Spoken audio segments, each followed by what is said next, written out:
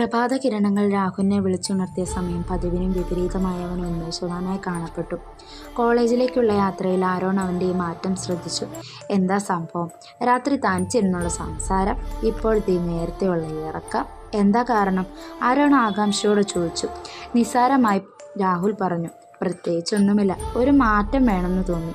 ഇരുവരും കോളേജിലേക്ക് നടന്നു. രാഹുലിനധികം സുഹൃത്തുക്കളുണ്ടായിരുന്നില്ല. ഏകാന്ത സ്വഭാവിയായ അവന് ആരോണുമായി കൂട്ടുകൂടാൻ വളരെ ബുദ്ധിമുട്ടായിരുന്നു.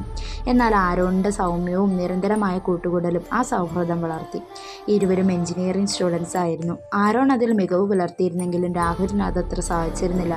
രാഹുലിൻ്റെ കുടുംബ പശ്ചാത്തലം വളരെ ബുദ്ധിമുട്ടേറിയതായിരുന്നു. ധനികരായ അച്ഛനും അമ്മയും അധ്യാപകർ കൂടിയായിരുന്നു.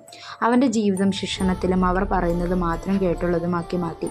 അവൻ ഇഷ്ടമുള്ള പാട്ടിനെ പോലും പ്രോത്സാഹിപ്പിക്കാൻ അവർ വിസമ്മതിച്ചു. പലപ്പോഴും തനിച്ചിരിക്കുമ്പോഴായിരുന്നു അവൻ പാട്ടുകൾ പാടാറുള്ളത്. പക്ഷേ അവൻ്റെ പാട്ട് കേൾക്കുന്ന ഒരാളുണ്ടായിരുന്നു.